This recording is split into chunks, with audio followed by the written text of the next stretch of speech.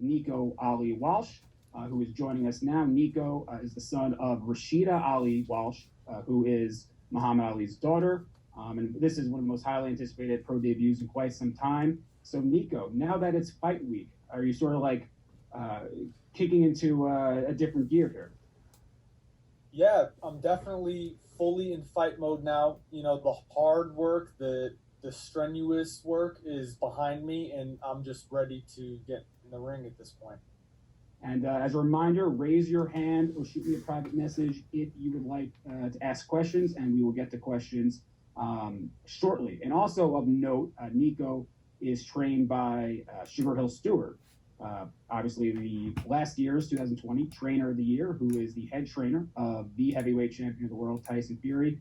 So Nico, I know Nico spent some time during the pandemic in camp with Abel Sanchez. Now he's with the great Sugar Hill Stewart. So Nico, what can you tell everybody about what Sugar Hill has brought to your game and sort of being around all these great professionals that have been in the gym with Sugar Hill? The biggest thing I would say is like how to carry yourself. You know, seeing how Tyson carries himself and, you know, these other guys, it's a talent, you know, it's a skill, the way that they just carry themselves. And I've learned to, you know, do that. And boxing is mostly mental, so he's very big on the mental side of things. And I'm blessed to have learned that during this training camp. And now we are going to go to the questions. So we're going to start with Cynthia Conte from Ring TV. Knowing that you have such a legendary last name, especially in boxing, does that put a lot of stress on you to forge out your own name and your own path in this career in boxing? Yeah, I think you put it perfectly. I think it just adds stress to me to make my own name. You know, that's the only thing it does, I believe.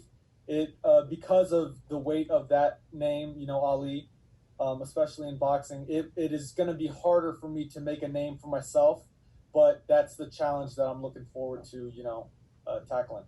We're going to find out how you fight, but when people see you fight, even Sugar Hill or even Abel Sanchez, do they ever point out, say, you look like you do things like your grandfather? I don't know. They surprisingly never talked about him. Sugar, because he's Emmanuel Stewart's nephew, and him and Emmanuel were so close, he understands what it's like to always be a title in, you know, being introduced as, you know, Emmanuel Stewart's nephew or whatever. So Sugar and I never talk about my grandfather because I think he understands that that title that people use to, you know, refer to you. All right. Well, best of luck to you in your pro debut. Cannot wait to see you in the ring. Thank you. I'm interested to know, when I spoke to Campbell Hatton, son of Ricky Hatton, he said that during his amateur career, a lot more people were determined to beat him because of his second name and what his dad did. Was that the same case for you, and how did your amateur career go? Absolutely. You know, the way my aunt Layla put it, because Layla was a boxer, she said that you get the best versions of everyone you fight. You know, they come with their absolute A game. And I actually watch Campbell Hatton, and I love that story. I love continuing tradition and, you know, forging your own legacy. So, yeah, that was my entire amateur career. I got introduced as so-and-so's grandson a million times over, you know, every single fight. And they always find out without me telling them. So that was my amateur life. Evan, can I ask one more? Is that all right? Yes, go ahead, Jonathan. Of course. Thank you. I read up that you're actually studying a degree at the moment in uni. How are you finding the time to combine it and fit in training as well? You know, it's tough, but I'm very passionate about both, and my family would not let me box without, you know, getting an education. That was something that my grandfather was extremely strict on. So I have to make it work. You know, it's been done before, so I'm not the only one. Best of luck, Nico. Look forward to it. Cheers. Thank you. And yeah, we got time for a couple more questions with Nico, and then we're going to be on to Jason Molony. Mike Rueda, our friend from the 559 Fresno Central Valley area. Mike, please unmute yourself and go ahead. Thank you, and thank you, Nico. Good to speak with you. You too. Thank you. First question, obviously, you know, this is your pro debut. So aside from everything else, how's the mentality, the emotions, and everything for you with your pro debut this Saturday? How are you feeling personally? It's a very emotional journey because this is obviously a huge milestone in my life, not just my career. It's extremely important to me. But I feel so confident and so ready, and I've never felt more excited to perform as I am now.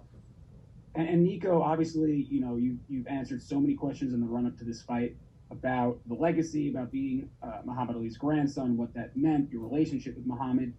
But yet you've never seemed tired of answering those questions. Is it the pride you feel with that name? Why are you just so you seem so comfortable and not tired of answering those questions? Why is that? Yeah, it's I'm totally fine talking about my grandfather. If you guys were asking me questions about my mom or my dad, I'd be the same exact way. I love my grandfather. I love my family, and it's something very easy for me to talk about. It's very easy for me to answer those questions. And lastly, before you go, I think people here would be interested. You've mentioned, when you were growing up in Las Vegas, Muhammad Ali lived in Scottsdale, Phoenix area. So can you tell everybody how often you visit him and what sort of relationship you truly had with your grandfather? Yeah, because he lived so close to Vegas, I was constantly going to see him. Me, my brother, and my parents were always, traveling down to Scottsdale, and yeah, we were just very close. And I'm just so blessed that I got to spend as much time as I did with him, because grandparents aren't here forever, and I'm just very happy. We have so many great memories together. And Nico's got to run because I think he's got a couple other interviews to do right now, keeping the kid busy. But any closing thoughts, any final thoughts you'd like to relay to everybody as you're 5 days away from that pro debut?